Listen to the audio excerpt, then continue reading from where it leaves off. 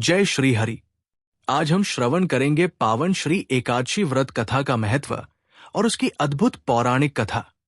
कार्तिक मास की कृष्ण पक्ष एकादशी को श्री एकादशी कहते हैं। इसे धन त्रयोदशी भी कहा जाता है। धार्मिक मान्यता है कि इस व्रत से मनुष्य धन समृद्धि, सौभाग्य, स्वास्थ्य और मोक्ष सभी का लाभ प्राप्त करता है। तो आइए भक्तिभाव से सुनते हैं श्री एकादशी की महिमा और कथा। श्री एकादशी का महत्व। पौराणिक शास्त्रों के अनुसार भगवान विष्णु ने स्वयं इस व्रत की महिमा बताई है। श्री एकादशी का व्रत हजारों अश्वमेध यज्ञ और लाखों व्रत से भी श्रेष्ठ है। इस दिन व्रत रखने वाला भक्त अपने समस्त पापों से मुक्त होकर भगवान विष्णु की कृपा प्राप्त करता है। इस व्रत का सबसे बड़ा फल यह है कि ये व्यक्ति के जीवन से दरिद्रता दूर करता है और घर में लक्ष्मी का स्थायी वास कराता है। इसीलिए इसे धन त्रयोदशी भी कहते हैं। कथा का आरंभ। सतयुग में मूर नाम का एक प्रचंड असुर हुआ। वो अत्यंत बलशाली, मायावी और क्रूर था। उसने देवताओं को पराजित कर स्वर्गलोक पर अधिकार कर लिया। ऋषि मुनि, देवता और साधु संत सभी भयभीत होकर भगवान विष्णु की शरण में पहुंचे। उन्होंने कहा, हे भगवान, हम आपकी शरण में आए हैं। मूर नामक असुर हमें नष्ट कर रहा है, कृपया हमारी रक्षा करें। भगवान विष्णु ने वचन दिया कि वे इस असुर का अंत करेंगे। युद्ध का प्रसंग। भगवान विष्णु और मुरासुर के बीच लाखों वर्षों तक भयंकर युद्ध चला।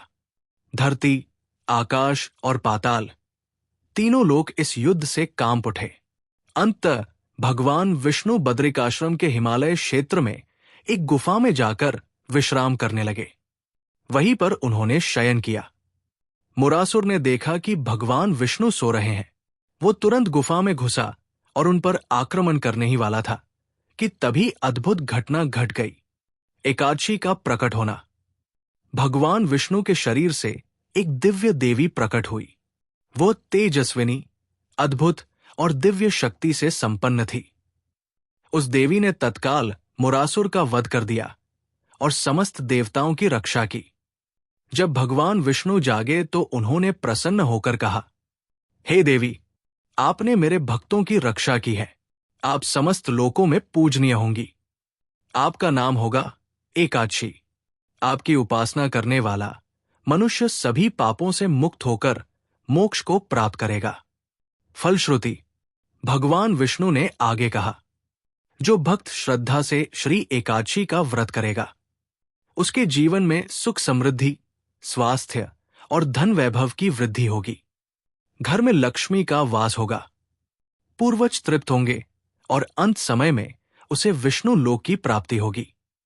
इसी कारण ये व्रत श्री एकादशी और धन त्रयोदशी कहलाता है। व्रत विधि। इस दिन भक्त प्रातःकाल स्नान करके व्रत का संकल्प लें।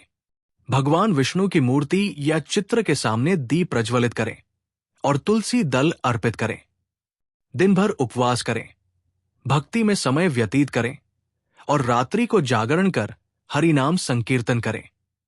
अगले दिन प्रातः स्नान के पश्चात दान दक्षिणा देकर व्रत का पारण करें।